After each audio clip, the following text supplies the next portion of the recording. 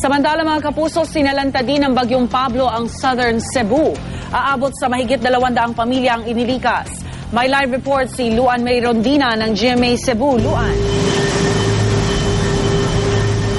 Rhea, base sa latest record ng RDRRMC, aabot sa 3 ang bilang ng mga nasawi. 4 ang nasugatan at 8 ang nawawala sa Region 7 dahil sa Bagyong Pablo. Labis na tinamaan ang mga coastal barangay sa Southern Cebu, dahilan para magsilikas ang mga residente. Tinatayang aabot sa 500 tao ang pansamantalang nanunuluyan sa gym ng Naga City dito sa Cebu matapos silang pinalikas dahil sa lakas ng alon. Pero ang mga residente ng malalayong barangay sa syudad, doon na sa kani-kanilang mga barangay hall at malapit sa paaralan tumuloy. Sa pagbisita naman ng GMA News sa bayan ng San Fernando, nadatnan namin ang Department of Social Welfare Services na namimigay ng relief goods gaya ng bigas, kape at mga canned goods sa mga apektadong residente.